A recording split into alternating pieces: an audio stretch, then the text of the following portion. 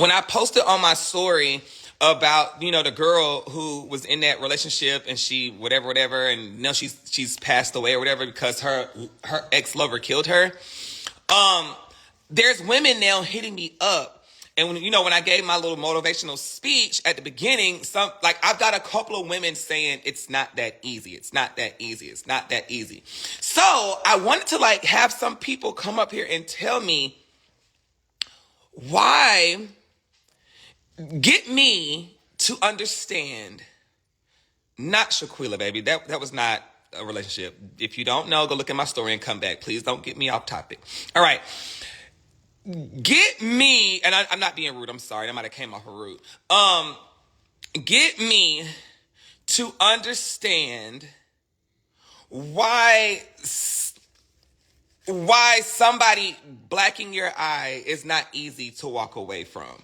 Why somebody busting your lip is not easy to walk away from. This is just me saying all this, and I want you to come in and tell me so I can understand why somebody said it's definitely no. Now I'm gonna tell you I'm gonna tell you what some of these people were saying, and some of the stuff. And this is not me being insensitive. This is just me. Sometimes you gotta hear stuff blunt as hell for you to be like, bitch. Okay. Just how is it easy? Somebody breaking your bones. How is it not easy to walk away from that person? How is it not easy? Because one lady told me, she said, I would hear his car pull up in my driveway and I would get in defense mode. Who wants to live like that? Then somebody else said, I had to walk around on eggshells because I was just like, oh, if he drinks too much tonight, he might get upset with me. What? If he only gets like that when he does this. What? How is that love? How do you want to stay and deal with that? How? And then especially when you have children, and then somebody else was just like, when you have kids, it's different. Because now you got your children and that connects you to, I'm sorry. When you have kids, I feel like that should make you want to leave faster because kids see it. And then let's say your kids are now going to think, oh, well, I saw daddy hit mama, so now that's what I'm going to do with my girlfriend. The daughter's going to be like, well, this is what, don't answer questions yet. Hold on one second. I'm going to start reading them. And their daughter's going to be thinking, well, hey, this is what mama went through. And then when they start doing it, you can't tell them nothing because they're going to be like, well, mama, you did the same thing. Now it's just like, what can you say? So, and then this other lady, she told me, I'm not saying names or whatever case may be. This other lady told me, she was just like, what did she say? She was like, she said, when I finally left, and this is what I think some people are scared of. She was like, when I finally left, she said, one day she said after, some people would say they dealt with it for 10 years. One said 14. One said 6.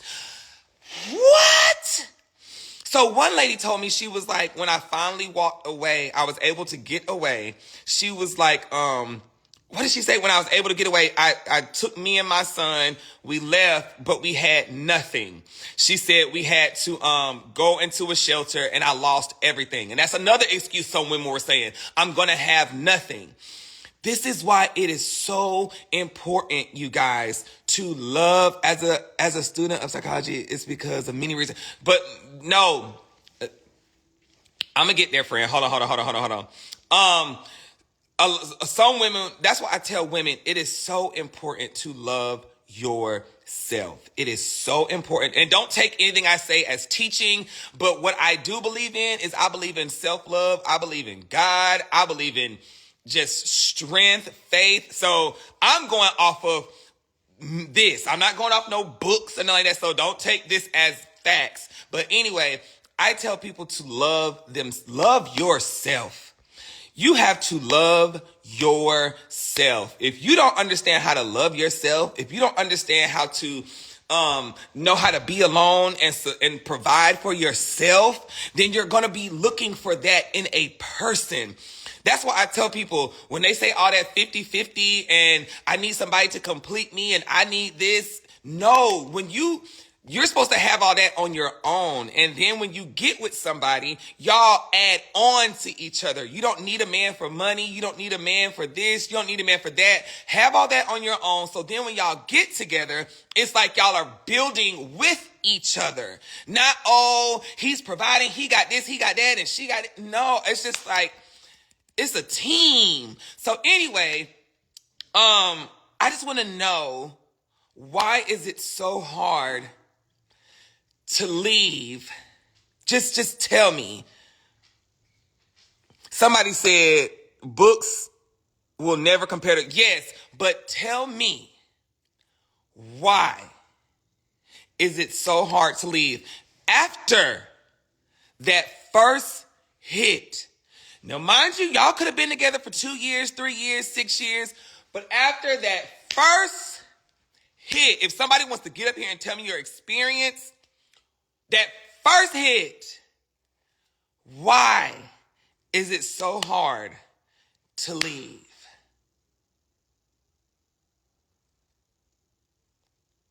Because that first hit, you black my eye or something, I don't know, baby. Scared, wanted to be loved and not wanted to be alone. That's not, you see, those are excuses to me. Dependency, fear. Think it was a fluke and it won't happen again. Okay, so then it happens again. What's your next thing? It happens again. So now it happened that one time, right? It happened that one time. 2 weeks later, it happens again. Why don't you leave?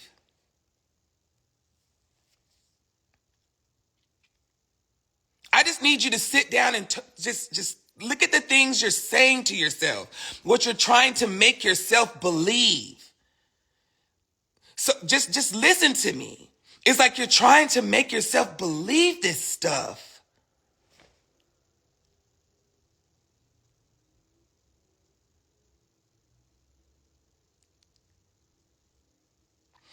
It's different when you're actually in the situation.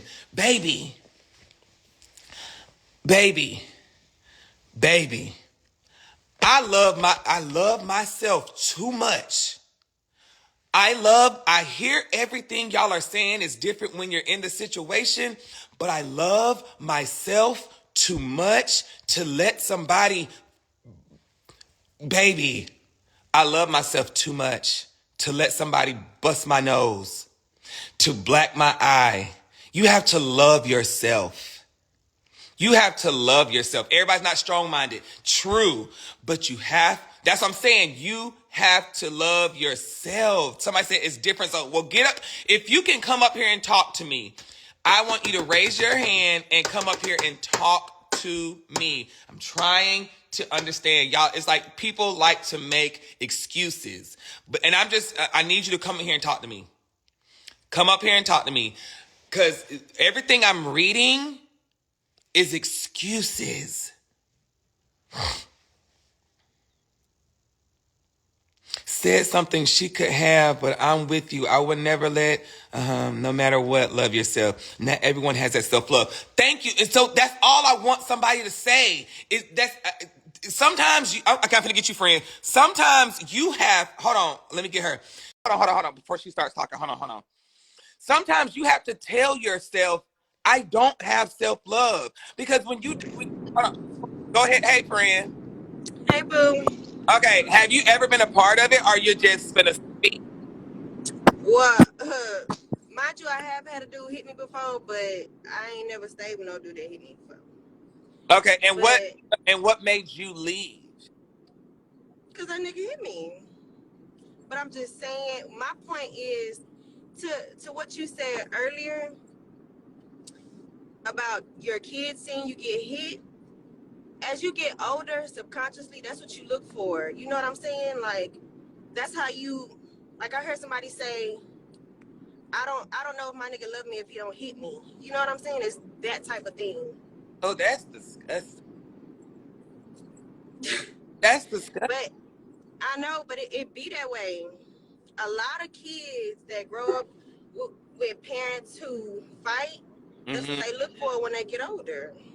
And see, yeah, and that's what I was saying because I've and to me, I feel like, okay, so what if you were a person whose parents never did that? So why would you accept that? Oh, that's a good question.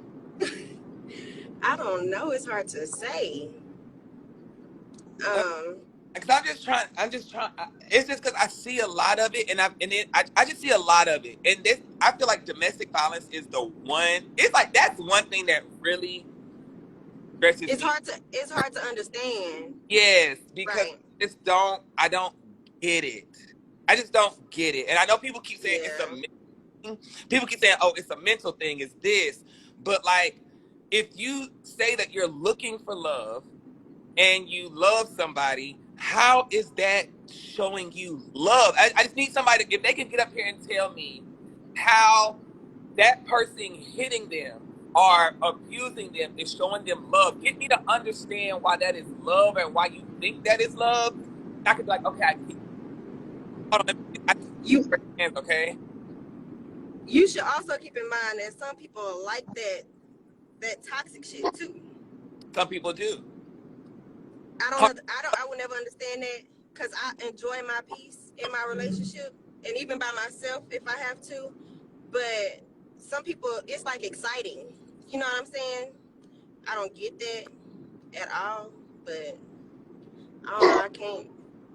I can't speak for those other people because it took one time Mm-hmm, for me, and mm-hmm, it was over with, baby. It mm-hmm. was over. Okay, well, thank But you. And let me get, I see somebody else raising their hand. I see some good responses too. So let me hit you back. okay, All right. So somebody said the fear of being alone. Okay. And I've heard that a lot too. So if it's the fear of being alone, you would rather be with somebody doing that to you because you don't want to be alone. I just don't. And then somebody said it's not for you to get. So then why? Okay. So if it's not for me to get, why reach out to people then? Right? So here's another thing. Let me tell you, here's another thing. Why reach out to people? Because then you have a lot of people who say, well, nobody tried to help me, right? They say nobody tried to help me. I had no help. But when you have all these people helping you, family members and friends, and then after a while, they start saying, well, there's nothing I can do. There's nothing I can do. And now you're alone. And now you feel like you've got nobody. So now you're just depending on that person who's beating you. But when you had your family and your friends trying to help you pushed them away and you kept going back. And that's why I feel sometimes the police and people don't take, you know how some people say police officers don't take domestic violence serious. And I think that's one of the reasons. I think they don't take it serious like that is because we do the restraining orders, we get the people away from you, but then you keep going back. What more do you want us to keep doing? We get you out of the situation, but then you go back and you go back. And I feel like that's why people end up being in the hospital or dead at the last, and that's the last minute because you kept going back. Okay, let me get her. And I feel like that's why they don't take it serious because it's like, what are we supposed to do?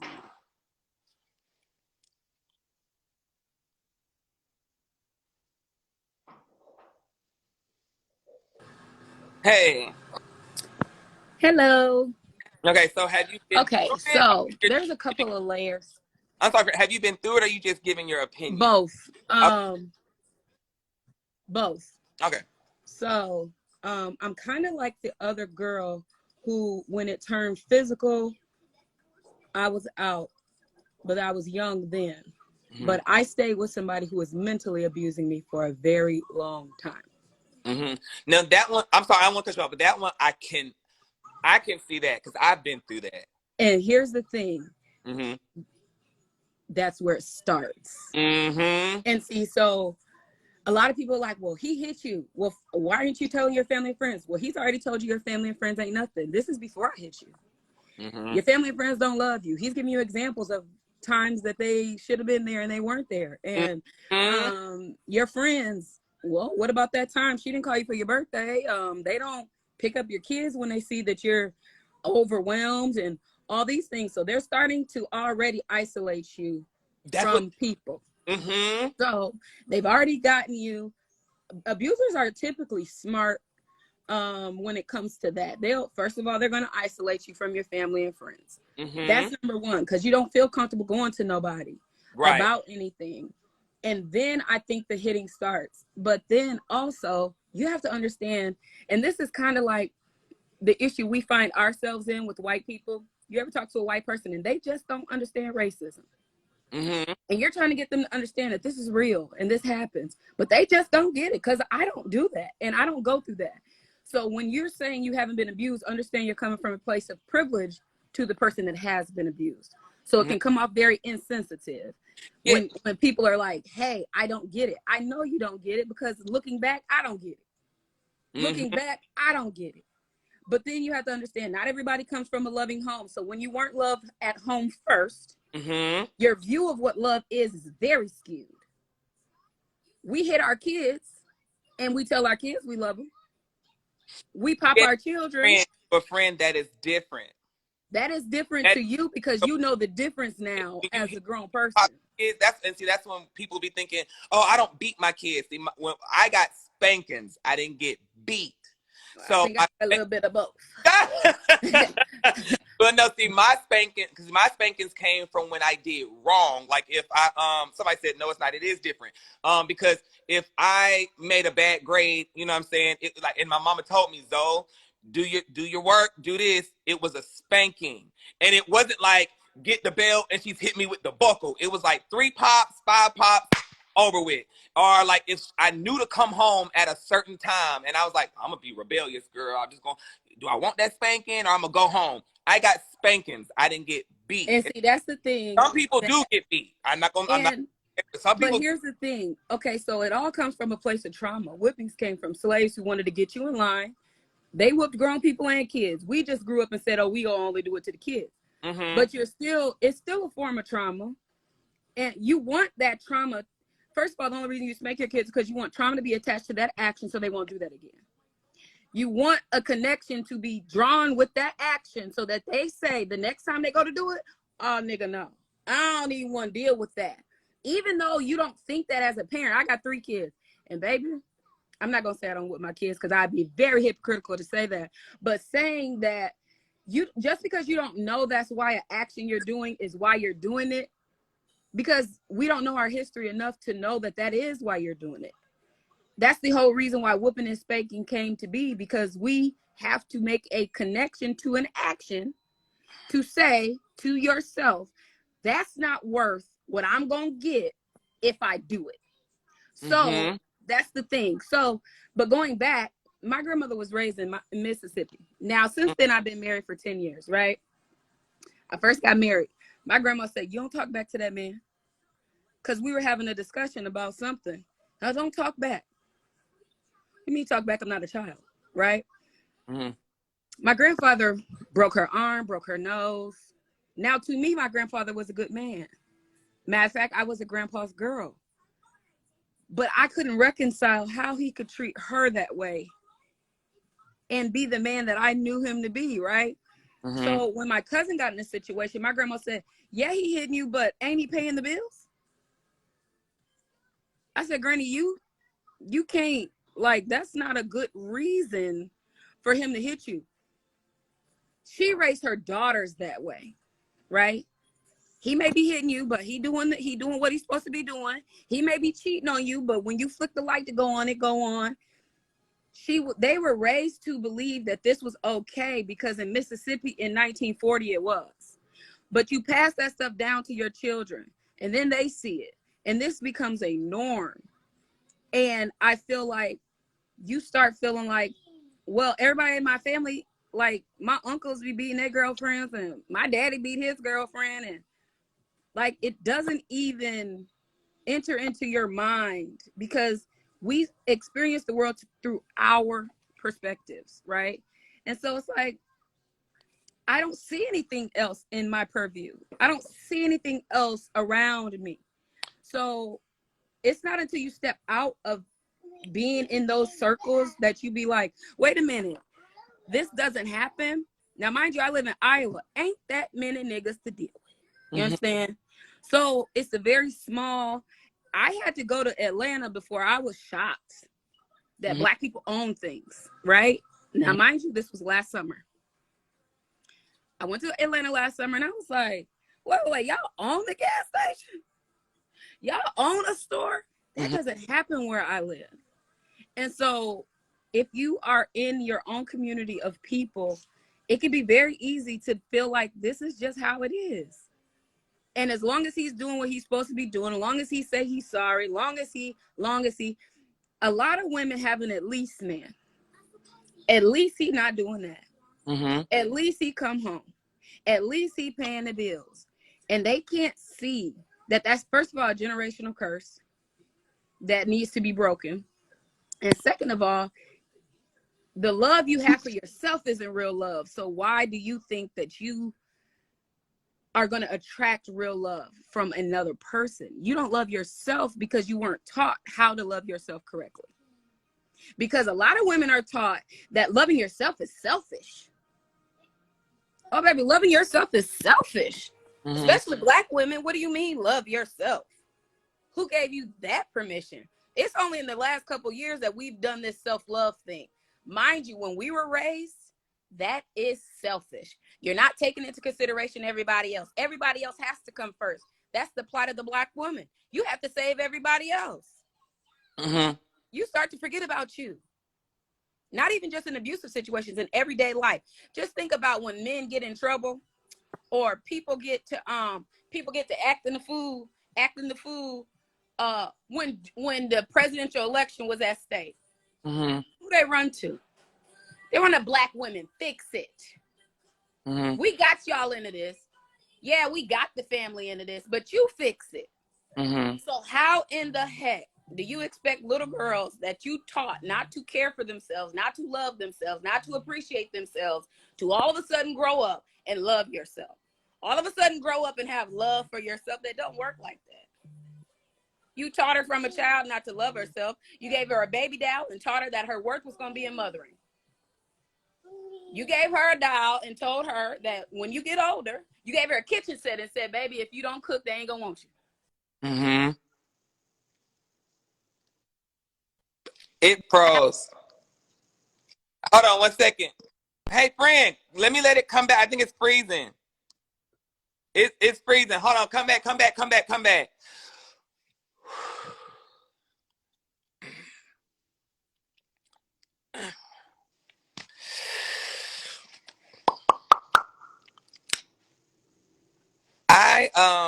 Yeah, when y'all see her comment again, let me know. This conversation, I'm not trying to oh, how can I say this in a really nice way? I just really I see a lot of people agreeing with her, and I'm not saying nobody. I don't want to say it because I don't want to seem like I'm being mean because I'm really not being mean. I'm listening to everything. I am an empath. I hear everything. I hear what y'all are saying. I just want to say, I just really, oh, don't say it, don't say it. Someone said everything she said was real and raw.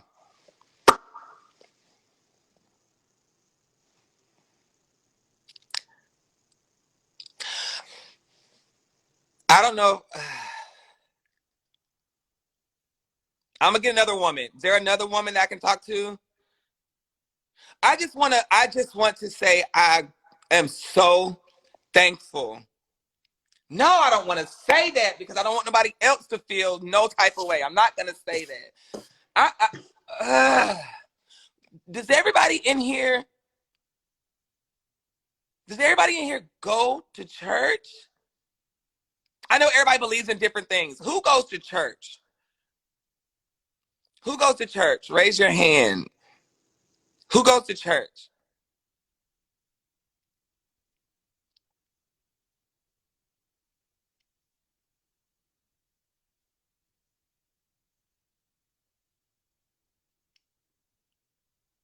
It's going slow. I don't. I used to. I don't go. You go. I was raised in church. Me. Okay. I just want to say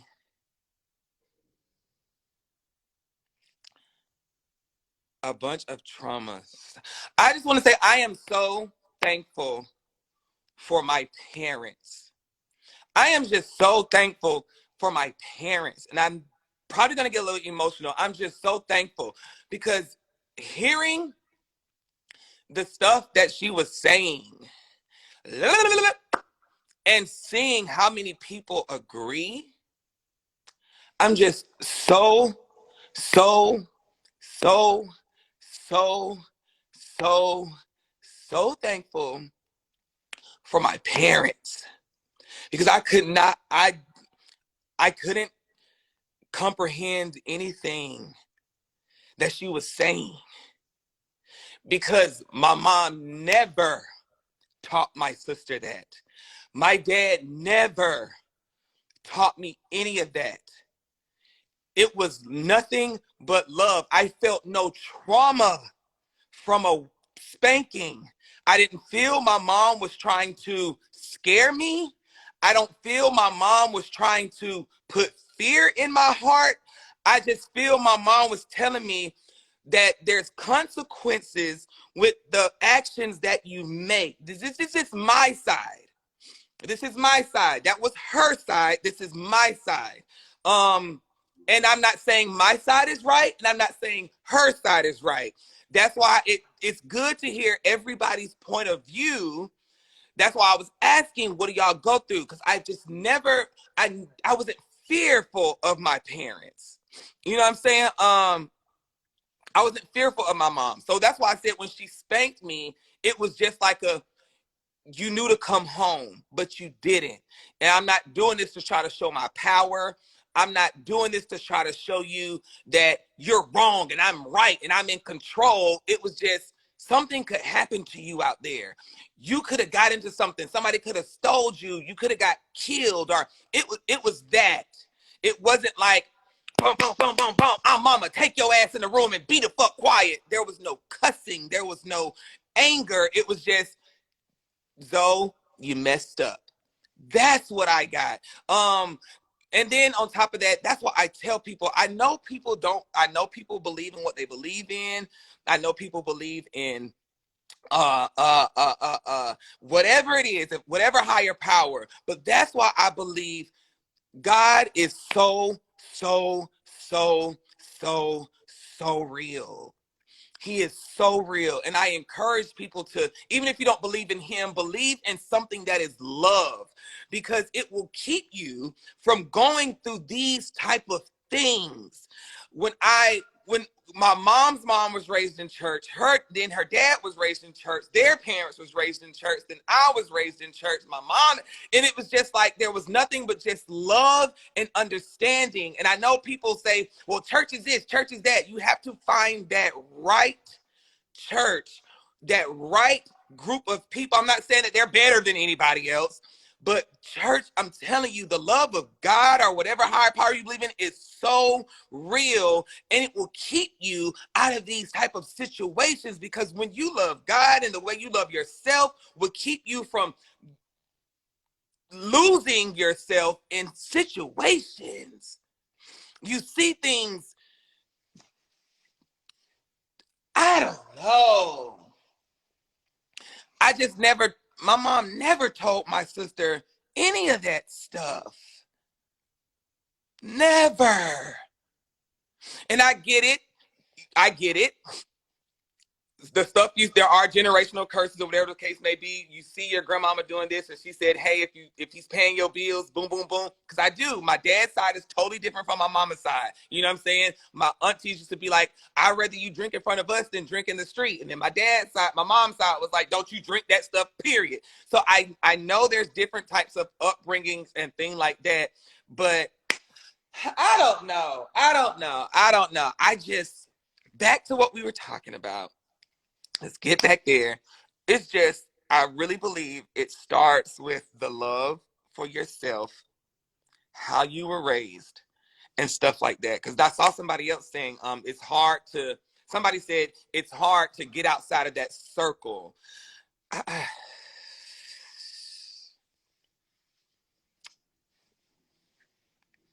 Just where's another woman? Somebody. This is really not a laughing matter. I'm just trying to get these. I want women to understand. It's. Mm.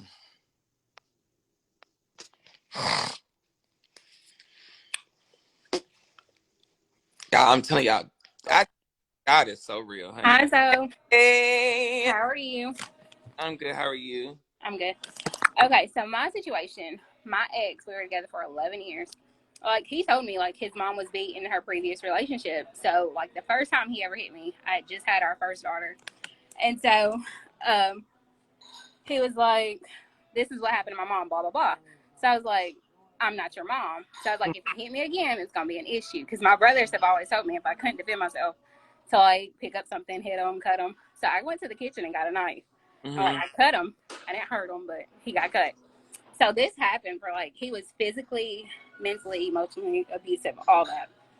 So, like, I remember we were at home. We had moved, got a new house or whatever. And he got mad because I found out he was cheating. I was probably 7 months pregnant with our third child this time. Mm-hmm. And his mom was like, it's okay. And I was like, it's not okay. Like, my family was upset because I left.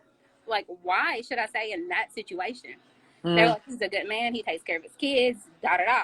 Okay, mm-hmm. So what? So, like, I prayed. I remember praying, I asked God, show me, like, where I'm going to be in the next 5 years. And I remember, like, our last fight, I pulled out a gun. Like, I bought him a gun. And I pulled the gun out. And I was like, if you put your hands on me again, I promise you I will kill you. So, like, he left to de-escalate the situation. But, like, he came back and he was like, that could never happen again. I was like, I know. So the next morning he woke up and started an argument. So I just told my kids, grab whatever you can. We're leaving. And my mom was so mad that I left. Like, I've never understood that. So I applaud women who get through it, but there's not a lot of women who get through it. So I don't know. What made you stay that long? Because we had kids. Okay.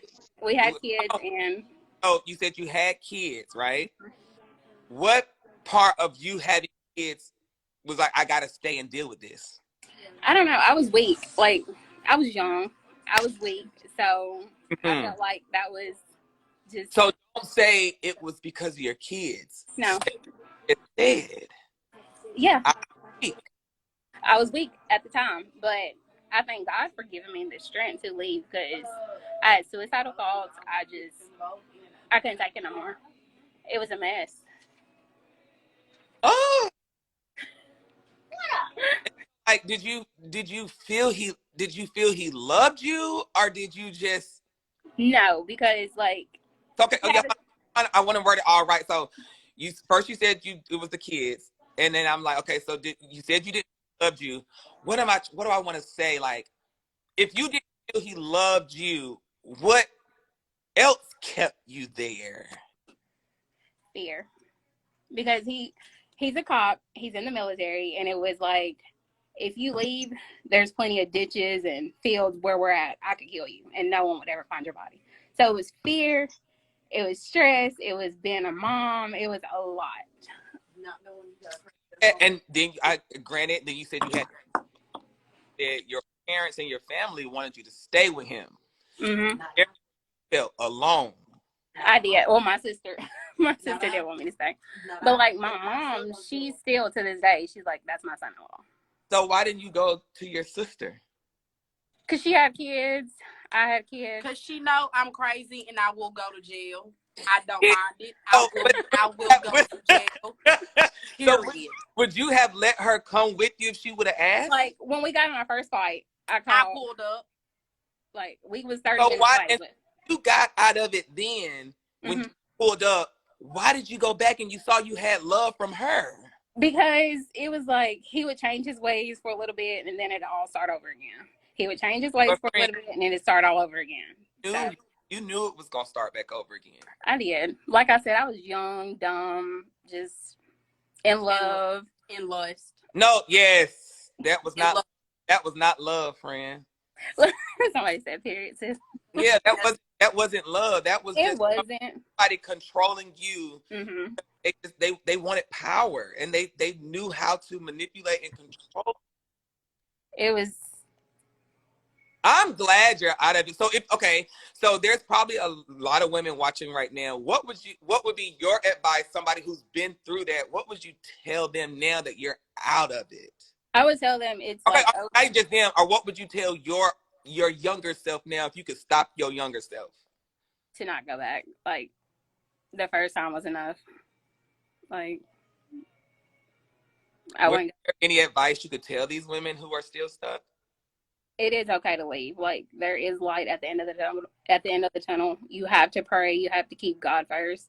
Like if you had kids, I was scared to leave, but there's only so much a person can take. So Hey, just it's okay to fight. start over from the bottom. Right. Like you gotta find yourself first. You like you said, you gotta love you first. You have to love yourself because if I didn't love myself, like he made me feel my lowest. So I was like, you know what? No one wants me, da da da. But now I have a man. My kids are straight, so it's always get better when you leave. And does he? Hmm. This man doesn't beat you or anything, does he? No, he's a good And man. you feel the difference of what love's supposed to be? Mm-hmm. Like I'm actually happy. Yeah, because like this man could have made you almost lose your freedom because you pulled a gun on him. And let's say if you would have shot him, then your life is gone over somebody who didn't love you. Right. Well, all right, but let me get some more women, child. Thank you, girl. Thank you. Bye. Bye. All right, you guys. We're gonna find somebody else.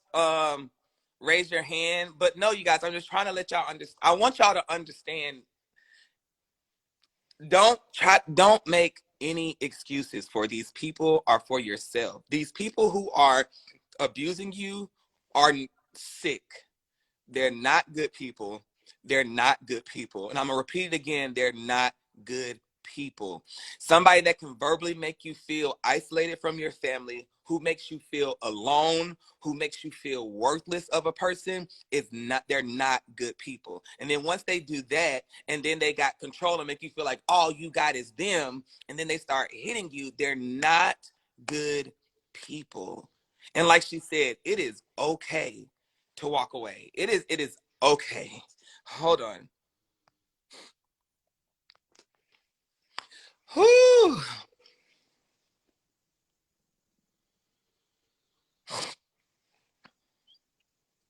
Cause see how she was trying to say she was staying for her kids at first, and then she was like, "I'm just gonna be real. I was weak." You people like to start making excuses. Hold on. Hey, friend. Hey. All right. Been through it? Or are you just trying to give advice? No, I've been through it. Okay. It started when I was 16. How long did you go through it before you walked away? I didn't leave him until I was 21, and I did have a kid by him. Okay, so go ahead. Tell me your story. It started in high school. Like, of course, he was my first everything, first love, first boyfriend, first everything. I'm sorry. And it was like, I think it was more of like, it started as a lust and infatuation. It was like, he was the first boy to ever give me attention. You know, I didn't always think I was pretty. I always felt like, you know how you go through that awkward stage when you're in high school, you just don't think you cute enough or whatever. So he gave me the attention that I wanted. And he actually was like, we should get married. Like, it was a whole to do. Like, it was pretty serious. And then it started when I went to college. And he realized that I had other guys that were interested in me. And then it started being like, well, why are you talking to him? Or, well, you need to stop going to school. And then my parents didn't like him. They found out that I was seeing him. So I ended up getting kicked out. And of course, I had nowhere to go. I'm an only child. So I moved in with him and his family. And then, boom, I come up pregnant. Like, what am I gonna do? So now it's like, okay, I've been with him. And at this point, he hadn't done anything to me, but he was already mentally in my mind. He was like, ain't nobody else gonna want you. I'm the only one that's ever been there for you. Look, your parents kicked you out. Look where you staying at, blah, blah, blah. And that's when it started. Like, I remember we got into an argument about something so stupid. I don't even remember. Like, it was dumb. It was something stupid. Like, I put on something and he didn't like what I had on. And I remember him literally lunging at me in front of everybody, like his friends. And like, he literally was like trying to hit me, and he bust me in my nose. My nose started bleeding. And I ran out the house. And as I was running out the house, I slammed the screen door and it smacked him in his head. Oh, that made it worse. But of course, you know, he apologized. And by that time, I was already pregnant and didn't even realize I was pregnant at that time. So, yeah, he's done some pretty bad things. It's mental abuse, physical abuse, emotional abuse. He's raped me. It's all kinds of things. But and see, and yours seems like hers started from her being a weak person. Yours, like you said, yours was insecurities. You didn't think you looked good. You didn't think you did this. And then so when you finally have this one person showing you, oh, you're beautiful, you're this. But then once you start hearing that ain't nobody gonna want you, that's when I feel okay. But because you were already insecure with what you felt, I think that's like, well, does anybody else gonna want me? Exactly. Yeah. They get in your head, and once they get in your head, off of your weakness. Them people feed off your weakness, but then I feel like, so after that first hit, what did you think? At first I was like, did he just hit me? No, he couldn't hit me. And then it was like, you know, he just seemed so like apologetic. He seemed so genuinely sorry for what he did. He was like, I didn't mean to hit you like that. I got angry. I was, you know, it was an accident kind of thing. And I was just like, okay, maybe he's really sorry. Maybe he's not going to do it because he's never done that before, you know. And then that led to, you know, then he started pushing and shoving. And then eventually it just got worse. And as my pregnancy went on, the abuse got worse. He would, and then he would be out with his friends smoking and drinking. He would come home. And horrible. It would be horrible. I never forget the one night I was asleep. Literally, Zoe, when I tell you I was asleep, I was drooling sleep, like, you know, drool come out my mouth sleep. He comes in there and he's just like, where have you been? And I'm like, this nigga is lost his mind. Like, what are you talking about? He literally drugged me out of the bed and proceeded to whoop my ass. I was like 8 months pregnant. And only thing I could think about in my mind was, you need to protect your baby. Because if he hits you in your stomach, you're going to lose this child. That's all I could think about. Like, if I'm being honest, I'm so like amazed that my child even survived all of that. Honestly. I mean, and even after I left, he broke into my apartment. He put a knife to my throat and told me that he was gonna kill me. I remember he showed up to the house and he was like, I just want to see my daughter. I want to see my daughter. And I'm like, okay, well, you can't come in the house, but you could see her. And I let him see her. I turned my back for a second. And next thing I know, he had a gun and he was holding my daughter. And he told me, if you leave me, I will kill you and her. And in that moment, I didn't know what to do except my reaction was, hey, I need to change her. You want to get her. Yeah. And I got him from her. He, you know, and then when I got him from her, I called the police and they came and got him. Of course, his family always denied. Like, they knew, but they didn't want to do anything about it. They was just like, well, what you want us to do? You know, and I wasn't speaking to my parents at the time. So it was pretty bad. So what was the last straw for you? What made you be like, enough is enough? My girlfriend came to see me and she wanted to go to the store. And she said, hey, come on, let's go. I said, okay. I got dressed.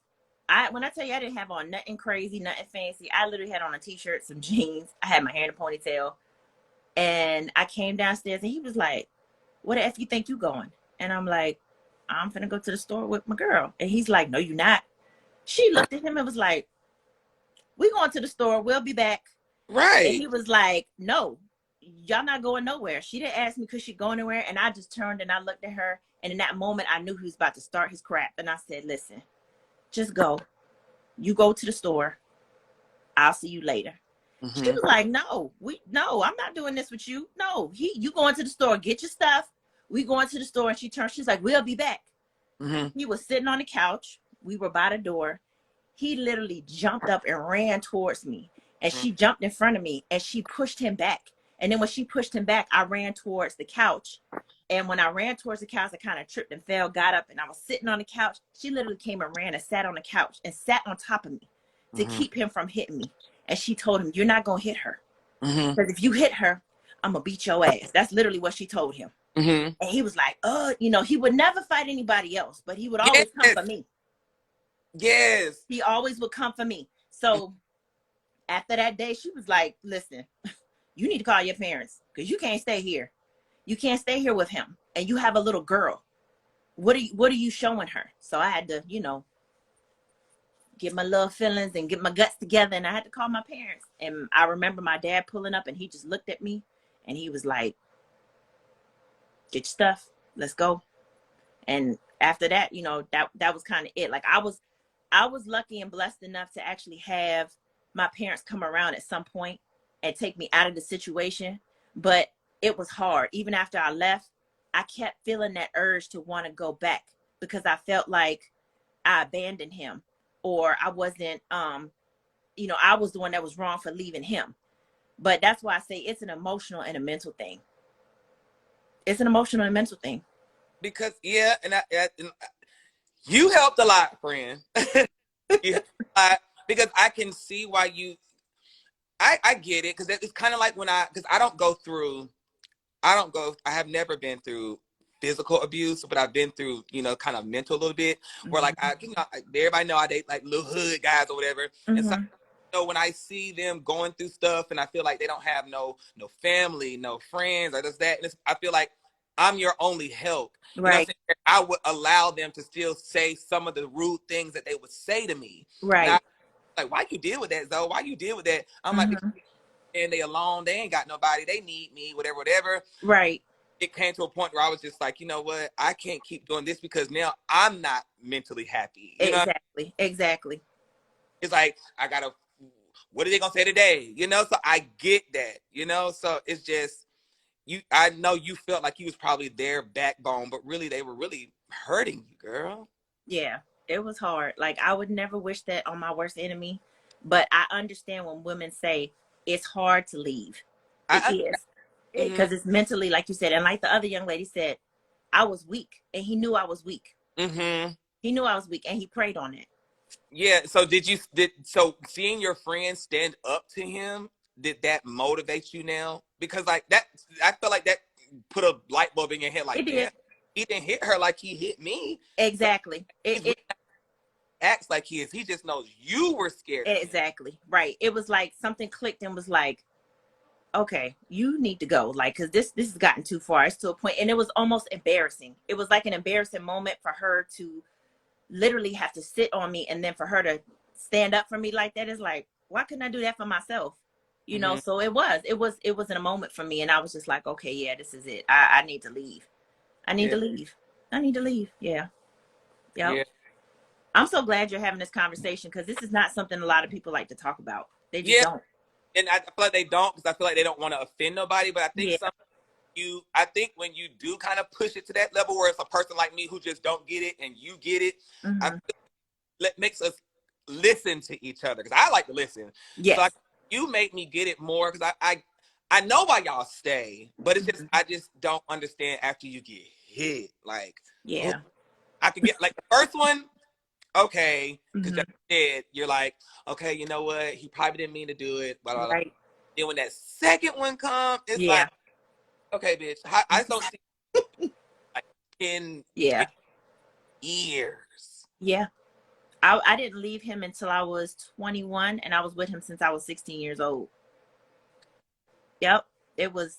How was your life? Were you depressed? Oh, I was super depressed and didn't even realize my hair was falling out. My hair was falling out. I have never been that small and skinny in my life. Like when I tell you, I literally worked up into the day I had my child. Like I went into labor that night after I got off of work. Like it was just miserable. Like he depended on me to do everything. Like he didn't want to work. He didn't want to do nothing. So it was like, okay, I had to work because I'm like, we got to live somewhere. We have to eat, I also had my godmom think like she was a complete blessing to me. She would come over and bring food. And after I had my baby, of course, her daughter, she would watch her for me and stuff like that. But I have to honestly say, I'm not going to tell no lie. I don't go to church. I'm a faithful heathen. I don't go during Christmas, Easter, none of that stuff. I just don't go. Not proud of that. But God has always sent somebody to me in my life to let me know I wasn't by myself. Even though I felt like I was by myself, I wasn't by myself. And she literally stood by me through everything. And she always said, if you need anything, you call me. And it would be any time of the day, and she would come. And still to this day, like, you know, she's there. You know what I mean? Like, she calls, may not talk every day, but she's there. So, you know, like I said, I don't go to church and all of that, but I do believe in God, and I do pray all the time. And he's always been there for me. I will say that. And this is why I tell people it is so important to go to church. I know a lot of people don't like to, because there are a lot of churches who just want the collection plate. The pastors come in there in these Mercedes and Lamborghinis, and they got planes. I don't attend churches. Yeah. I like nice family churches, 100 people, girl. I like to go to them old Pentecostal churches where, you know what I'm saying? Like, that's Yes. and you can tell when a church energy is real and when it's just for show. Yeah. And people just in there, come to church, show my outfit, or just to say I go to this church. But I always say it's good to go to church, because every day I don't read my Bible. You know what I'm saying? I don't read it every day. I don't study it every day. Things that you're supposed to do. But just like me, school, all that, like, you know, you go to school to learn, you get teachings. It's like that. That is what church is for, to help us understand life situations in church. They're supposed to you. So that's why my mama always told me, Zoe, I don't care if you don't go to Bible study. I don't care this, but just give God one day of your life, which is on Sundays. If you just go on Sunday and just get one day, just so you can learn and soak it up. So therefore, when you go through life situations like abuse or racism or this, you can pull that scripture, you can pull that moment and say, you know what? Let me gather myself together. And that is just so important to go to church. Just one day. We do everything else. We can go to the club, we can go to the parties, we can go to cookouts, but just one day to just give them praise. You're so right. I wish more people explained it like you did versus trying to force it on you all the time. Like, oh God, if you don't go to church, you know. Yeah, you're right. You better go to church. Like my mama said, he wakes you up. Even if you don't believe in him, if it's whatever, I don't want to say, you know, some people don't believe in God, girl, but whatever higher power you believe in, whatever energy, whatever, they wake you up every day. Yes, that's every day. So you can't just, you know what? Let me go say thank you. Like, you're right. We don't take that in accountability of, like, you don't have to wake up. You could die in your sleep. But you know that. So I try to make sure I go every Sunday, even when I'm sick, because sometimes I can have a headache. I can be sick. When I go into my church and I start hearing the music, I start hearing the word, I'm like, you know what? My headache is gone, child, and I be good, girl. All right, I want to thank you so much for telling your story. What would you tell a lady or your younger self that is going through this situation? What would you say? To my younger self, I would have said, girl, run. This ain't it. He is not the one.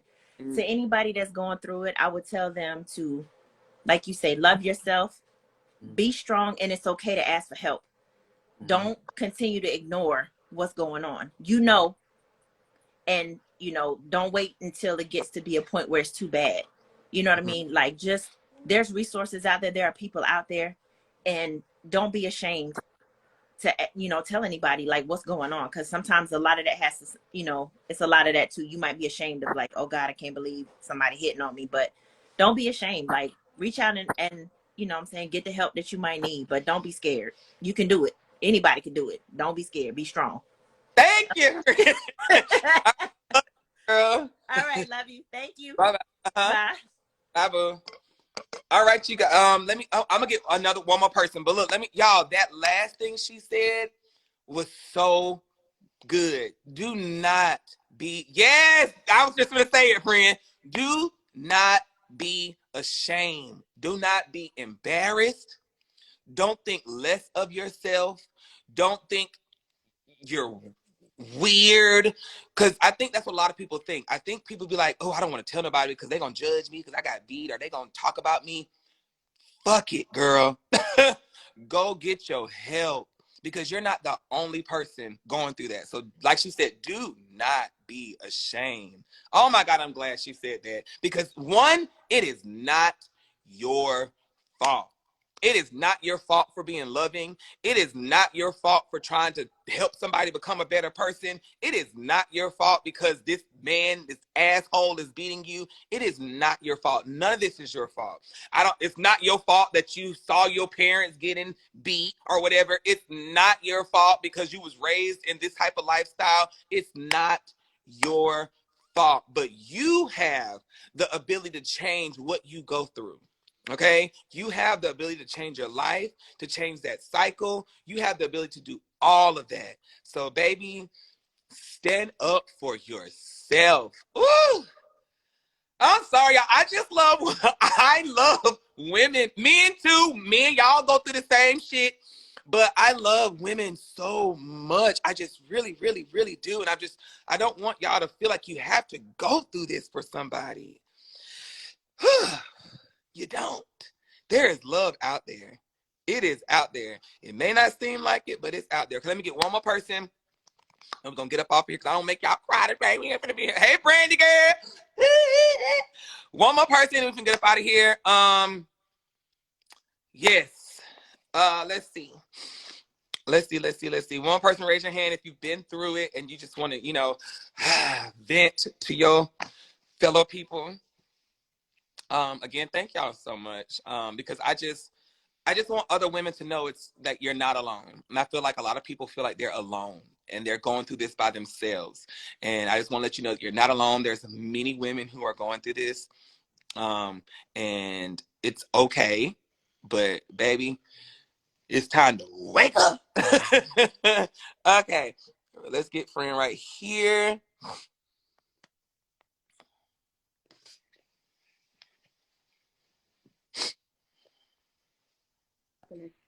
Hey, girl. Hey. What's going Hey, on, boo?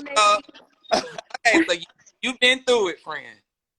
I've been through it. It started I've been through it. It started at home. Mm-hmm. Okay. Like you, I was raised in a church, very religious. I don't like to talk about it because I wasn't raised by my parents, and you do want to feel appreciative that you had a guardian to step in. But the beatings is where it starts. Like, I really have to work through it now because I have little girls that look up to me that are my nieces, and I have to really be careful with my discipline because when you're beating, even if you explain, it can be a disconnect. And when you say that it's something connected to a consequence and you get into a loving relationship and there are bigger consequences in relationships when someone feels hurt and they want love, you can strike out because that's how it is when you disappoint your parent or guardian. After that, I went and started dating at 16. I had my first boyfriend, and perfect gentleman, even to this day, a great man. And when things got really, really tough, how relationships get, a fight occurred. But it wasn't his personality and it wasn't my personality. Great people. And then later on in college, that's when it got bad. Like, I actually met a bad, like, hood nigga or whatever. And I'm telling you, beaten, like, get your hair done, throw water on your hair, tell you can't go outside with your friends while they on the yard in college, like, horrible stuff, and I didn't Oh, feel. wait, friend. It's about to end. It's on 20 seconds. Treasure lady. Come right back. It's about to end. It's got 17 seconds. So come back and I'm going to pull you back. Okay, babe. All right. How's your spanking?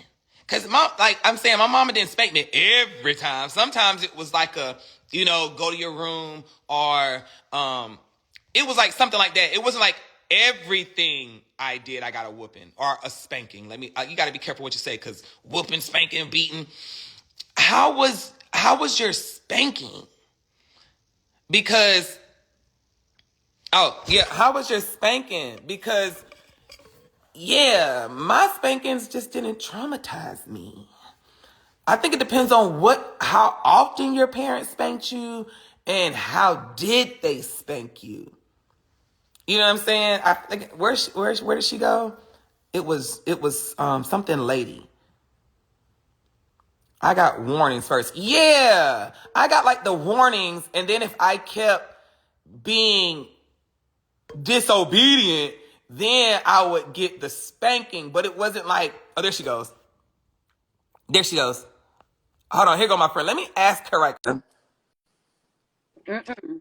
Okay, so see, how was yours? Okay, There's a so difference. See, I feel like the one you're talking about is the one that does create trauma. See, I didn't get that kind. First, I would get like, you know, my mom used to pinch your ear first and pinch your ear and twist it. Go sit down somewhere. Or the thump to the forehead. And then when they saw that those weren't doing nothing, it was like, okay, you finna get a spanking. And then it was like a 5 pop with a switch or a 5 pop with a belt. Like boom, boom, boom, boom, boom. Go sit down. You know what I'm saying? But it wasn't like boom, boom, boom, boom. You get on my nerve. You shut up. No, I didn't get those. I got like it was like a 5, and then you go sit your ass down. no. So when you go to kindergarten, I think you like 5 years old, Mm-hmm. and that was the first time I played out how I was being treated. So I was on the bus and I was with my friends, and we were good 5-year-olds, and so we were playing around, but I pulled his pants down and beat him, right? But Mm-hmm. obviously, as a 5-year-old, you're doing that because that's what someone's doing to you. Later Mm-hmm. on, at around 10 years old, I just remember hating my guardian. Number one, I had lost my mom at 10 years old to crack Mm-hmm. cocaine. Okay. And now I'm stuck in a place where I know they're going to beat me with a belt. I've gotten beaten with switches to where I'm rolling off the bed and they're following me with the switch, beating me down on the ground. See, that's beating. That's beating. Yeah, I didn't get. See, that's why I tell people that's why I tell people when they talk about spankings and stuff, you have to word it right. That is beating. Yeah. I got spankings, like a quick little spanking. It was a correction. Like a It wasn't a correction. beat. A correction is like, okay, straighten up. Attention, soldier. No, I'm talking about go and get me a switch, 2 of them at a See, I had time, to get rep switches. down my leg. Yeah, I got switches, but like I said, it was no more than like 5, like boom, boom, boom, and it wasn't like with their full force. It wasn't like no pull it all the way back, bah, put on that. Nah, it was just like a, you know what I'm saying, like a Yeah. go sit down. It was like that. No, I Like I remember said, I being didn't fear my mama. I didn't fear her. Just like I was. yeah. I remember. Okay, I was like, here, that's okay. So get back. Okay, now that we got the beating and spanking out the way, you were getting beatings, and so now that's what caused your trauma. All right, to So get to when your man, girl. so when I would be in a relationship, I noticed like if I didn't get the response that I wanted, then I would strike out. If they didn't get the response they wanted, I've been struck out against before. Now I don't date guys that, as a way to save myself, I don't date guys that call me the B word, hoe, and things like that. Like I don't talk to guys that take me like that. I really Mm-hmm. talk to guys, you got a job, you got something going for you, like you have a head on your shoulder. Mm-hmm. I even see if they even can. I do dumb stuff like see if you can add up a math problem that I used to struggle with or something, just to see like, are you somebody that thinks. Mm-hmm. And now that I'm an adult, I can see that it's other types of abuse. And the real reason why I want to come on here was to say the law really doesn't take into consideration when it's financial and mental abuse either. So it's like sometimes, according to the domestic violence cycle, when that breakdown of communication stops, and you guys are no longer communicating, you start taking away finances, taking away freedoms and things like that, they don't really consider that to be abuse. But I think that's the time for you to really consider leaving, because they are oppressing you because of money. They are oppressing you because of how you think. They will then, if they get mad enough, they'll kill you. And I wasn't really a supportive of domestic violence while I was going through it because I was very young and we have growing pains. But it wasn't until Harper's Bazaar, you have these email subscriptions, they sent me some kind of event and I attended it. And when I attended it, it was a domestic violence event for a new designer store opening up in Washington, D.C. And Mm-hmm. I said, well, let me ask the question, like, if people can change when you're in a domestic violence relationship. And the lady was like, well, yeah, it's a cycle and people can change, but you got to think that it can end in a fatal way. And not even a month or two later, one of my best friends, baby dad, was killed by one of his other girls. Mm-hmm. And I'm like, oh no, man, like I got to put my foot down. Like I can't be the abuser. I can't have people abusing me either. You know, and I don't, as a woman, I don't want to even put a man in that position. So if I see that he's short tempered, I'm just simply not going to date him. Simple. So okay, and then okay, well, I'm gonna speak on what you said, and I want you to tell them like your story. I remember you said it started in high school, but then you got in college, right? It started getting bad. But when you said the law doesn't take domestic violence serious, and I said earlier why I feel like they don't is because just like with just people. Let's say you have a family member going through something and you're constantly telling them, hey, get away, get away, get away, get away, get away. This, that, this. And they just keep going back. I said earlier, I think that's why the law doesn't take it seriously, because you file the restraining orders, you go do this, but then every time you do that or they come out of jail, you go back. Yeah, you You know don't what I'm saying? change. So it's Yeah. like, what do y'all expect them to keep doing if you're going to keep going back? Like, arrest them every 6, 7, 8 times for the 12, 10 years you stay with this person. Every time, arrest them. Next month later, arrest them. Next month later, arrest them. And they're doing this for 10 years. After a while, they're just like, ma'am, you're staying. No, that's And I fighting. think that's why they don't. That's And I think fighting. that's why they don't. I think that's why they don't take it serious. Is because it's like, you keep going back after we keep coming here for you, and it's like, what more do you want us to do? You know what I'm Yeah, that's saying? And fighting. I then think let's that's say fighting. they keep them in jail for like 6 months. Are you gonna be that person that's gonna bail them out too? You know what I'm saying? I don't. I'm not trying to sound insensitive, but I feel like that's why they don't take it serious until. And I guess they don't understand, like, it's a mental thing too. They broke you down. They got into your mind, manipulation. Yeah. But also, it's just like, if they took them away now, like, that's your time to try to gather yourself. If they arrest them, gather yourself. But the fact that they done already broke you down, now you let them come back. It's just Yeah. it's Because you hard. And feel then when like you're that's in the your hospital strength. hurt, it's like it's too late. Yeah, like they valid by them being around validates you. That's how I feel like that relationship is validating you, but the relationship don't validate you. And I feel like as women, we can't allow society to make us feel like our relationship, the success of our relationships, friendships, careers, children validate and make us who we are, because that's when you will start putting up with stuff that really you don't have to put up with. I Mm-hmm. feel like the society kind of have a pressure around us that we have to be a wife, we have to have a man or something, like, to be successful. But those are that have to make you be abused when you don't Okay, have to be. I'm sorry, Kisha. I saw a question. I saw a comment. Somebody said they don't have the resources to lead, and I'm not saying everybody has family members, but there are some people who do have family members that really, really, really care about them.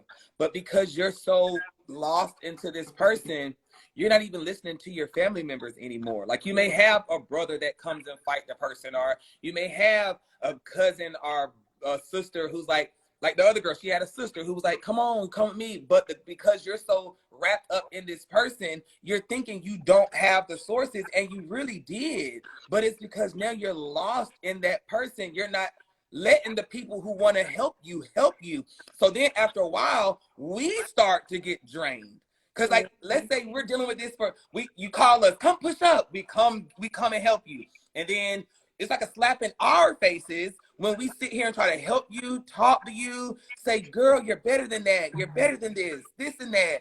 And some of us would be like, come stay with us, or whoop, whoop, whoop. And then you continue, I'm just go back home. I don't want to make him mad, blah, blah, blah. And then now after a while, we're just like, you know what else can we do? And And then like some you of your said, friends don't want to fight them, because let's say we fight the person, beat their ass, then we go to jail, and you back with that person. So yep. it's like we jeopardize our life to help you, and you go back to that person. And it's like, now you said, fuck my family. My family can go to jail. I don't give a shit, but I love this man who's beating me. And then that hurts your family and your friends. And then that's what pushes your family away, because now we're just like, what more can we do? That's true. Like I feel like when I was in college, it definitely ruined our experience. I had a little group, you have a little Queen Bee group. People wanted to go out, have fun, and I can see that it kind of did hurt the experience that we could have had, because I was listening to another teenager tell me what I could and could not do, and being beat on, and in a situation that I really didn't belong in the first place, because like my best friends were telling me, this ain't even your type of speed guy.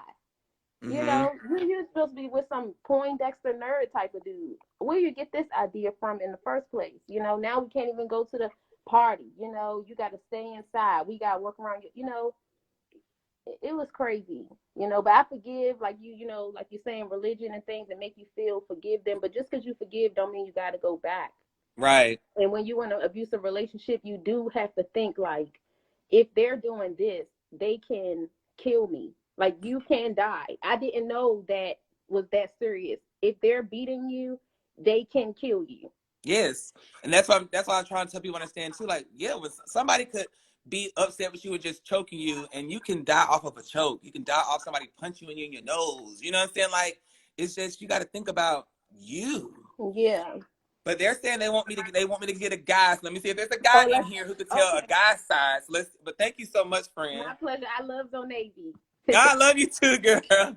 Okay. All right, so is there any guys in here that has been through it? So I have a question. Why do women attack you when you're trying to help? For example, I was always warned not to involve myself in the investment buying and yeah, they because they'll just start saying you don't get it, you don't understand. But I get that. I wasn't going through it, but I wish the people who were going through it understand the people who are trying to help you are coming from a place of love. It's not a place of trying to shame you. It's not a place of trying to make you feel like you're less than me. It's not coming from a place where I'm trying to attack you. The people who love you are coming from a place of love, who actually see your worth. What are the resources though? You said, what are the resources? If you don't have anybody, like the people in here are saying, find a therapist person who can talk to you, because now it's a mental thing. This person has broke you down. Just because it's not a domestic violence therapist, go and say, I am with somebody who is abusing me. And tell them your story. It is okay to go to get you some therapy for that. Talk to a counselor, talk to somebody. There's people out there to talk to. I know it may not be shelters you can go to, but if you have to just go to one of them damn shelters and say, hey, I need to just get away, girl, go. Run as fast as you can and don't look back. I don't know. Where's the man? There's a man in here. Is there a man in here? Yeah, I'm sure there's hotlines somewhere. I'm sure that, yes. Is there a man in here that's been through it? A man. But it's just, and then people always say they want these sources, but the sources are there. You just don't want to look. You just don't want to look. So at the end of the day, it's like, do you really want the help? You can't get into a shelter that easy. I mean, baby, I don't know. But at the end of the day, go to some type of counselor or therapist person so they can talk to you. If you don't want to talk to a family member or a friend, there's always something out there. They don't want to help. And I just told you why sometimes people don't help is because they know that person's just gonna go. I don't know. It's just hard. That's why I tell people, please love yourself. Once you learn, this is all I can say. Once you learn how to really, honestly, and truly love yourself, you will not accept anything less. Love yourself. Love yourself. Because the way you treat yourself is, you will not let nobody treat you that way. You look cold. My house is freaking 60 degrees. I don't have my air on. Is there a guy? Somebody said there's so many sources. Is there any guys? Because I'm about to get off in a second. Is there any guys? Any guys? Any guys? Any guys? Any guys? At the end of the day, I love you all. And again, like the lady said, do not feel ashamed. Please do not feel ashamed. Do not feel ashamed. Do not feel ashamed. Do not feel ashamed. Yes. For anybody who's never been through it, if you're going through verbal abuse, that's when you need to go. I think he said he has. And don't be lying, friend. We're being serious right now. When you start getting that verbal abuse and you see that your man is trying to isolate you, go. Hello? Hey. Hey, so you've been through domestic violence with your lover? Yes. When did yours start and how long did you stay? I stayed for like 6 months, but it's only because I had a deep love for this person. But Mm-hmm. it was just like one of those things. It's like you can't. I don't know. It's like you want to leave, but then it's like you don't because you didn't put so much into the relationship. I've heard that too. But I just feel like I don't know. I just feel like if it's that toxic, you have to leave. Mm-hmm.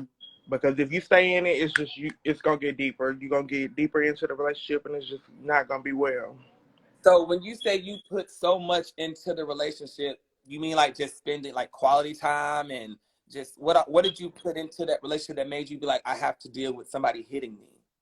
Like everything, it's just like how long y'all been together, Mm-hmm. the goods, the bads, it's everything. So it's like once you look back on all that shit that you've been through, it's just like, damn, like, do I really want to let this relationship go? But if you have to get to that point to where it's like you getting beat on, it's just overwhelming. But I Mm-hmm. don't know. I left before it just got too bad. But it's just Mm-hmm. like you got that one time to put your hands on me, and that's it. Mm-hmm. Whew, somebody saying that soul ties. I hear that too. But after a while, that soul baby, I think that physical abuse will overpower a soul tie to me. Somebody said just being comfortable. Hmm. Do you think you got comfortable in those six Yeah, I'm months? You was probably like, you know what? comfortable. I'm going through it. I'd rather go through it with this person and go through it with somebody else. Have you had that feeling? Wait, what did you say? I was reading a comment. Have you had that feeling where, like, it's like I might as well just keep going through it with this person instead of starting over with somebody else? Yep, it's been that too. It was Mm-hmm. definitely that. But Mm-hmm. it's just like I don't know, like because if you're gonna take that from somebody else, it's like you might as well just take the person you've been with. Mm-hmm. Oh, somebody said they got their teeth knocked out, their hair pulled. You said what? I was reading a comment that said somebody got their teeth knocked out, their hair pulled. Where's this person? Let me pull them up. The official Brian, It's a guy. I think so. I'm Okay, hold on. trying Let me pull them up right quick, okay? to. Okay, Okay, thank you, friend. all right. Let me see. How do I get you up here, Brian? Hold on, Brian. Brian said, I got my tooth knocked out, hair pulled, 3 apartments gone, and a felony charge due to this person. Is this the guy? Jesus Christ. Because I saw one lady, she DM'd me. She said she lost her apartment and everything, and now they're in a shelter. And she was like, that's what made her stay, is because she didn't have anything. She didn't want to lose stuff. Hey, Brian. Hey, how's it going? It's going good. So were you in a LGBT relationship or straight like Yes, the LGBTQ relationship. okay. And initially like I mean, it was all cool and fine, but then after a while, like when he first came into the house, he started breaking stuff in my house. I found that as first red flag, but even after that, like I stayed with him because I know, like, all right, one, he was going through something himself or whatever with family issues. So I'm calling myself trying to help him out or whatever the case may be. And then after that, even helping him or whatever the case may be, like, he started pulling my hair out and like fighting me. So then I kicked him out or whatever, called the cops. However, started feeling sorry for him again, then went back to him. But what hold on. Um, Why did you feel sorry for him? because he was telling me all these stories about how he was, molested at his being molested at his house, and it was like trauma bonding. You ever heard of trauma bonding?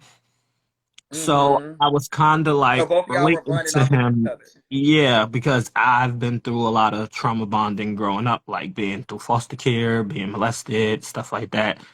Um, so it's a touchy topic, but Mm-hmm. yeah, so after that, even trauma bonding with him, or whatever the case might be, he was telling me these things. He started to make his past more like his present, and it's just started going on and on and on. And all his trauma, he was reflecting it on me. And like even up to this day, like he has, like I have a whole bunch of felony charges because of him, DV cases because of him. He totaled my car and like 3 apartments. And I ended up staying. I finally left when my mom died, but that was like the last straw. How so are you recently just left this person? About a year ago now. How long So ago? How yeah, long were y'all together? 3 years. Whew, friend, that my that was stressful for me just hearing all that. I had to exhale. Yeah, so I just like started getting back to the old Brian, and but it still hurts to this day. I'm not even gonna lie. Please never, Yeah, ever, yeah, yeah, I know now. ever go back. What made you realize? What made you know now? Like, you know what? I never want to deal with that again. My mom passing away, and during her passing, before she passed, she told me like if I don't leave, she's gonna get one of my brothers to kill him. So that was like the draw for me. Yeah, and see, and like how like that didn't make you feel some type of way that you would jeopardize your own people who really love you to go to jail for somebody who is hitting you. Yeah, That's yeah, just like yeah. that's crazy. Yeah. It But was I'm a glad you woke crazy. up, friend, because that's it's not worth it. I know you said y'all was doing the trauma, the trauma bonding where like he's telling you, hey, but sometimes I feel people do that to learn your weakness, to learn what's going on Yeah, with yeah, yeah. you, so they can, be like, okay, well, I would never do that to you. I would never make you feel this way. And oh, I understand. And then boom, they take off the sheep's clothing and they're this fucking vicious ass wolf. And they just Mhm. suck the life out of you. Yeah, yeah, yeah. So now I learned not like you can't really be too soft, especially in the LGBTQ community, and like you just gotta stand your ground and like I mean it's been a lot. It's been a roller coaster. Yeah, so everybody's story I'm hearing, it started from something in the beginning. The other girl just said she was just a weak person. She was weak. The other person Hmm. said she had insecurities. Um, Another person said she saw it with the family members. Off of sorry. Like it was even getting to points Hold on, where I'm some back. of I'm my sorry. friends You heard were that baby? They coming saw. to my house to fight, this individual. And like even then they were getting hurt in the midst. And then he gets arrested. And then later down the line, I'm ending up back with him, just based off of, oh, I need you, oh, I'm struggling, da da da. Like So why didn't you didn't want to reach, like somebody said you can go out to psychologists, they're free. So you didn't want to like I reach was seeing out. a psychiatrist, but not for the domestic violence. I was seeing a psychiatrist for the past history trauma. And so Um, nothing didn't tell you to start talking to them about that? Not at the moment because I was stuck in love, or so-called thought it was love Lust, because yes. of, yeah. But no, so it didn't cross your mind to say, you know what, I'm going through these trauma now, but I'm going through something new and the person is beating me. Like it's like it's I like started you know what I mean? realizing it for myself a few minutes before my mom, like not a few minutes before my mom passed, but like probably like a month before she passed. Um, just because I started seeing like everything, like paying attention to all the details. I'm like, all right, this person has mental issues as well. Like I can't help him because I'm going through mental trauma and mental issues as myself dealing with him. So, I just I just think like I mean, it took some time for me to actually wake up and be around family again to actually Mhm. realize like, all right, this ain't love, this is abuse. Like it really took me spending time with my family to realize to get away. And that's why I But say, even yeah, then, that's like why I tell even people now to family. this day, like I still feel like I'm still attached because I got warrants because of him. I got, criminal records because Baby, of him. you are not, So baby. it feels like you still fighting a battle because of this person. No, Even though I'm baby. away from that person, it's like, Baby, it's you're no, you're fighting. not. It's okay. Those are just choices you decided to. No, don't even try to say. Don't keep him out of your life. Those are just choices you made, and now it's just time for you to clean up what you messed up and keep it going, baby. Okay. So, Yeah. yeah, he ain't attached to you, child. He is gone, and that should be gone too. But what would you tell somebody? Because I'm getting ready to go to my battery. My battery's about to die. But what would you tell somebody now that is going through it that you feel that they need to hear? I think, just like you said, see a psychiatrist, try to get away, hang out with friends, spend some alone time by yourself to do a self-evaluation on your own self. Mhm. Well, all right. Thank you, friend. No problem. Mm-hmm. Okay, so what was I gonna say? Oh, I was gonna say this. You guys, I just listening to people, I want to say this. Stop protecting your abuser. Because it seems like y'all are protecting them. But who's protecting you? You know what I'm saying? You're not even protecting yourself, but y'all are wanting to protect these people. Oh, I don't want him to go to jail, or I don't want him to feel alone, or I don't want him to feel like I betrayed him, or I don't want him to feel like this. Stop protecting them. You're putting more love into this person than you're putting into your own self.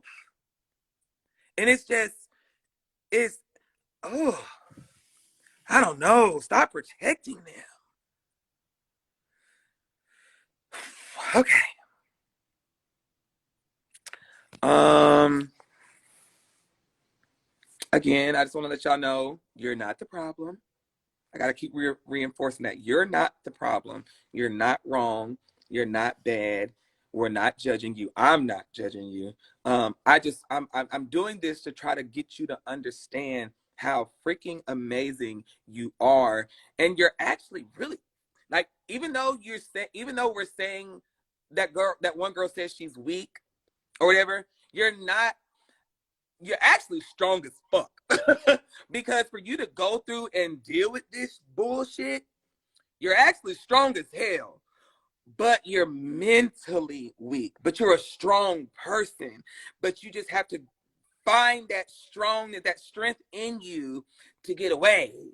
Because, whoo, child, baby. All right.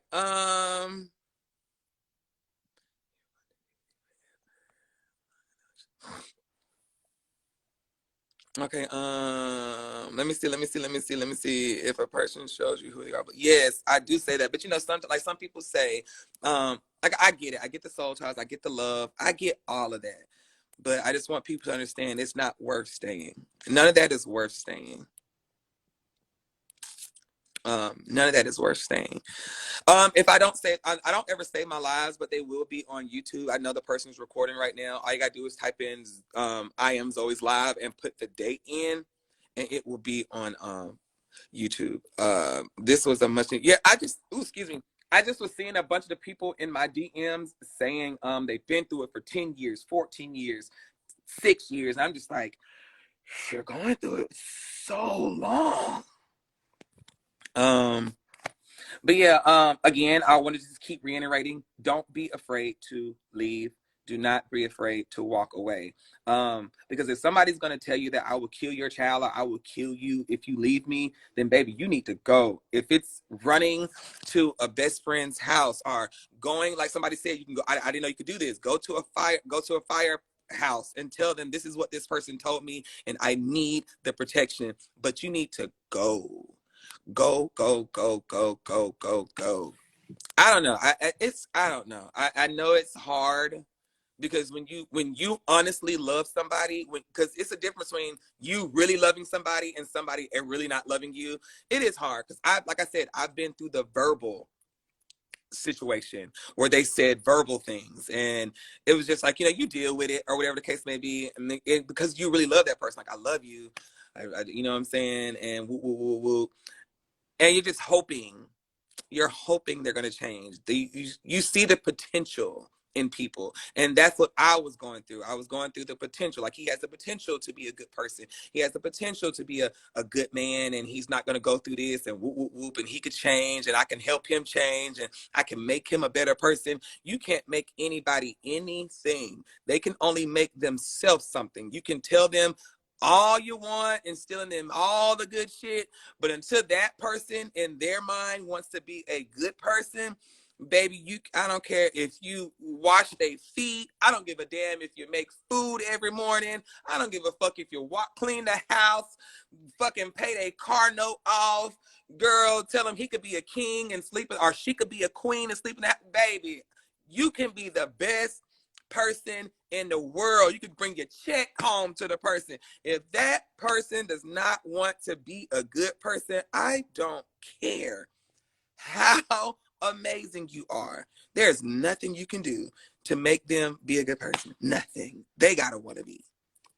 Because, girl, I've tried to teach people, oh, it's there's more to life than this, and child, I was giving an example when she said wash the feet. I was giving an example, like, no matter what limit you go to, that's what I was trying to make you understand. No matter what limit you go to of just trying to be the best person, you can't make somebody change. You can't unless they want to. That's all I was saying. Girl, I'm gonna wash my man feet. If he a good man, come in, baby. I actually did that too. I actually did it. I give my man pedicures. I will, girl, yes, God, honey, give me some of that good old Epsom salt, put it in the thing, and child, I give my man pedicures if you good. I give a good pedicure for my man, baby. I know you lying. But yeah, girl. Yeah, girl, you don't massage your man's feet? He probably watching. I massaged his feet. Girl, we don't go together now, but I mean, we never really went together. We was just, fucking around. But I know he's a good person. But yes, I used to massage his feet, girl. I sure did. Yes, girl. My mama massaged my daddy's feet. And they ugly. Oh, I'm sorry, daddy.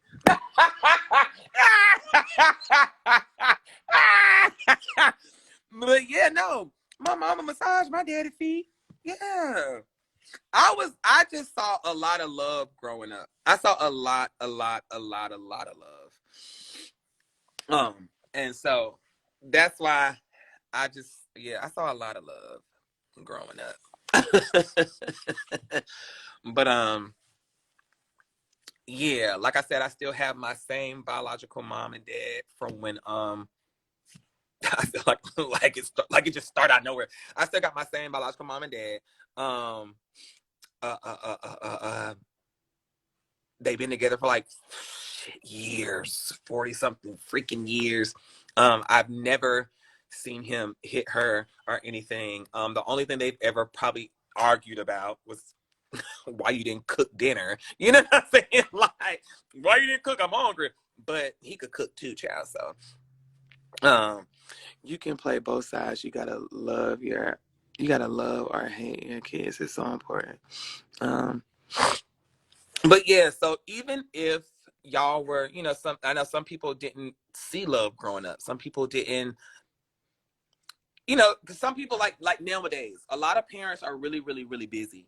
A lot of parents are busy going to work. So you didn't get that undivided attention or that hug or that kiss or that conversation when you were going through something. So now when you finally meet somebody who is making you believe, oh, I'm listening to you, I love you, you can confide in me, and all of a sudden they start hurting you, it's just like, wait a minute, you said you loved me, I never had nobody. You know what I'm saying? Like, you were the first person to teach me love. You were the first person to teach me, compassion.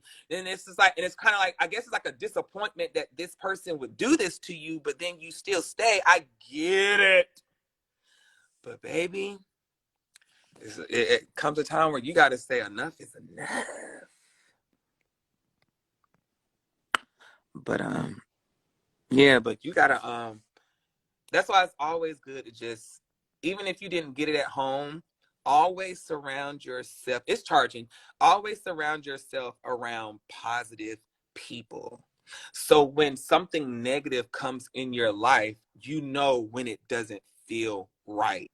So I try to keep myself around positive individuals. Like, I try to keep myself around somebody who's doing good things in life, somebody who understands you got to love everybody. Because the type of people you hang around, you're going to start soaking up their beliefs and what they believe in. You know what I'm saying? So even if you didn't get love at home or whatever, find a friend at school or find some type of community service type thing you can do. Like, find what you're looking for in something positive. I'm not a good speaker. but yeah, like, I just keep good people around me. I do. You just gotta keep good people around you. So when that negative shit comes in, child, You like, oh, wait a minute. My friends don't even treat me like this. My friends don't talk to me like this. Fuck is you talking to me like this for, baby? You gotta go.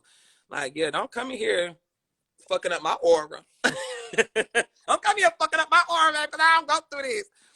So don't forget culture and traditions. Culture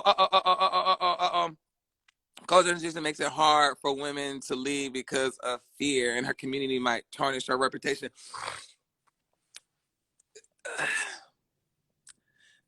Let me just tell you this.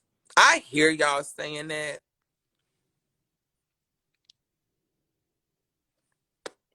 Break that shit. All that shit y'all been taught. Like, break it. Break that, y'all. Break it. Get that out your head. Break it. I don't know. Hmm. Hmm. Hmm. Hmm.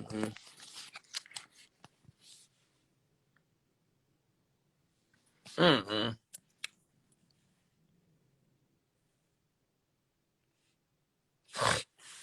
I don't know. Like, I don't know. I guess, like, you know how, like, just find positive people. Find positive people. Find positive people. Find positive people. Find a teacher, something. I guess the reason I'm saying that is because, like, my mom and dad, they didn't have the money. Like, they weren't rich. They were not rich. They weren't rich. They weren't child. They were not rich.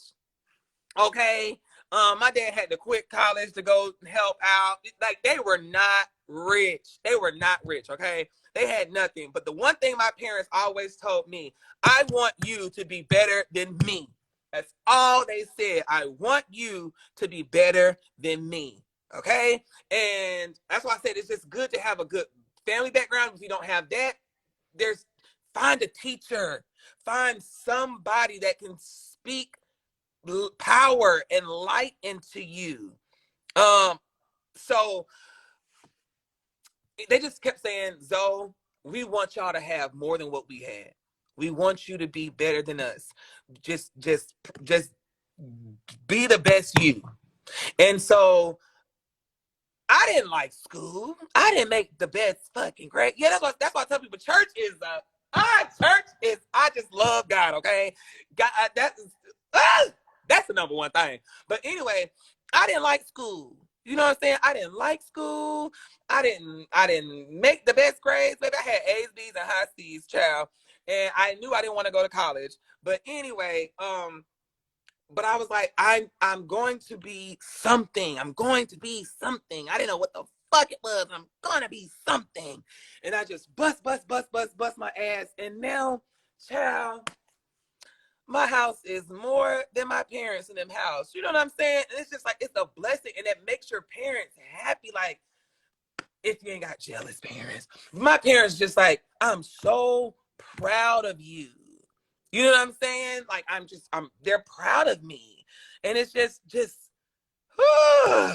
I'm telling y'all, it's, if you do not have anybody in your corner, go to a church. Go to a church. Go to a church. Because that feeling that you get from, like, just for me, the feeling that you get from knowing that even if you can't see God, but the feeling that you get knowing that at the end of all of this BS crap we go through in life, that there's everlasting love, there's unconditional, it's just, I don't know. I like when I talk about God, see, I'm smiling now. When I talk about God, when I talk about like his goodness, when I talk about the power, when I talk about what he's done for me, I just get some type of feeling like, even if I don't know if he's real or not, you know how some people, you start looking at the internet, you start hearing all that scientific shit, but I know where my faith lies. I know, even if I don't know, but the fact that when I do believe in him, good shit happened to me. Okay? Good shit happened to me. So sorry, I'm cussing talking about you. But good stuff happens to me every time I talk good about God, or if I pray, or if I believe, if I manifest, if I do this, baby, good stuff happens. And it has kept me out of a lot of things. It's kept me out of a lot of things. So if you do not have a friend, I promise you, I just say this, and I'm gonna end it on this, because it just came in my head. I think God telling me to talk to y'all, child. God is telling me to talk to somebody. You know how you can feel something and it comes over you? I'm gonna say this. I'm gonna leave it at that, because I feel like this is gonna be the best thing for me to just say and get it off. Let me see if I say it right. If anybody in here right now is going through something, okay? If you're going through something, it could be financially, it could be domestic violence, it could be self-love, it could be a family issue, it could be anything. Whatever you are going through right now, I just asked that when we got this live, I just want you to go into like a closet, and I just want you to just let it out. Let it all out. Let whatever it is that is holding you down, that is like being a burden onto your life, let it out.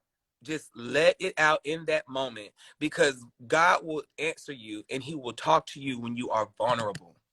When you are at your weakest, your lowest, that's when he really comes and talks to you.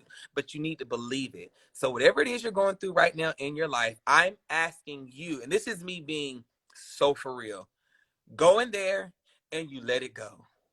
When you give it to him, you let it go and you believe. And when you are vulnerable and you are at your last, and I promise you, he is going to show up, and he's going to show up right on time. And I am being so serious. There's been a lot of times I've been through some stuff, and I just feel like, how am I going to get out of this? How am I going to find my way? And you just be like, God, I don't know. I don't know what it is. I don't know what you're going to do. And I promise you, he will get you out of it. My voice got a little,